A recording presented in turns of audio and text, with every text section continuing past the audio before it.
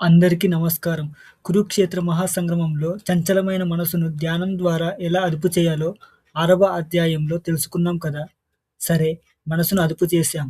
మరి ఆ నిశ్చలమైన మనసును ఎవరి మీద లగ్నం చేయాలి? అసలు ఈ అనంతమైన సృష్టికి ఆధారమైన ఆ పరమాత్మ ఎవరు? ఆయన ఎక్కడ ఉంటాడు? అనే మహా అద్భుతమైన రహస్యాలను శ్రీకృష్ణ పరమాత్మ భగవద్గీత 7వ అధ్యాయమైన జ్ఞాన విజ్ఞాన యోగంలో అర్జునుడికి వివరించాడు.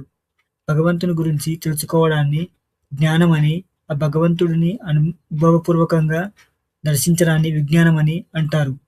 ఈ యొక్క అధ్యాయం వింటే మన చుట్టూ ఉన్న ప్రపంచంని మనం చూసే దృష్టి పూర్తిగా మారిపోతుంది.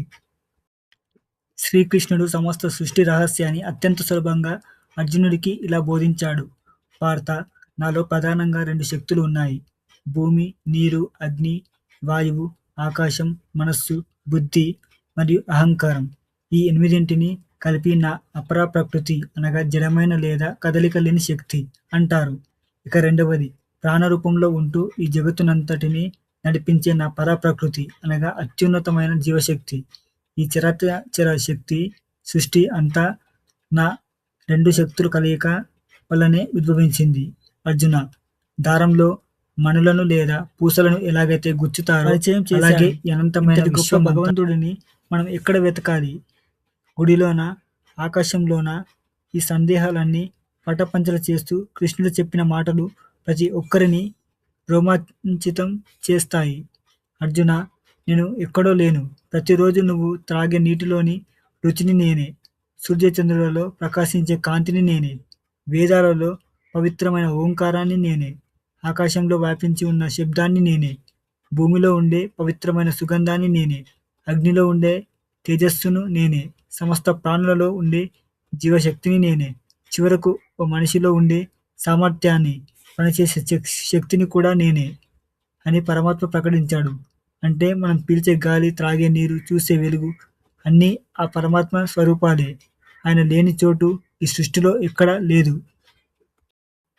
మరి భగవంతుడు అంతటా ఉన్నప్పుడు అందరూ ఆయనను ఎందుకు పూజించరు?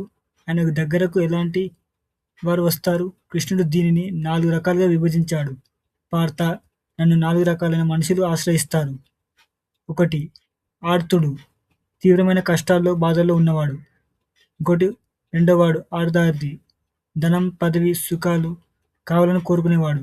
మూడోవాడు జిజ్ఞాసువు, అసలు భగవంతుడు అంటే ఎవరు అని తెలుసుకోవాలనే ఆసక్తి ఉన్నవాడు. 4వ వ్యక్తి జ్ఞాని, పరమాత్మ తత్వాన్ని పూర్తిగా తెలుసుకున్నవాడు.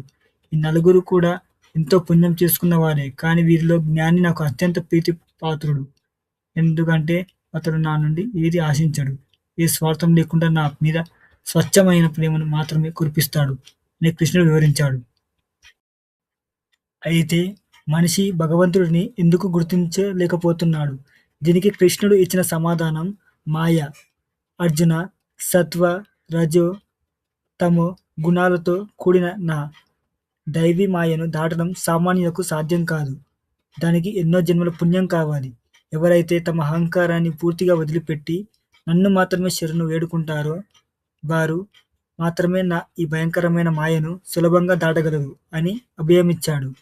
పరమాత్మ అంటే ఎవరో, మాయ అంటే ఏమిటో ఈ అధ్యాయంలో తెలుసుకున్నాం కదా! ఇక బ్రహ్మము అంటే ఏమిటి? కర్మ అంటే ఏమిటి? మరణ సమయంలో మనిషి ఎవరిని స్మరించాలి అనే అత్యంత ఆసక్తికరమైన ప్రశ్నలకు శ్రీకృష్ణుడు 8వ అధ్యాయమైన అక్షర పరబ్రహ్మ యోగంలో ఏమని బదులిచ్చాడో తదుపరి వీడియోలో చూద్దాం. ఈ వీడియో మీకు నచ్చితే లైక్ చేసి మన ఛానల్ని సబ్స్క్రైబ్ చేసుకోండి.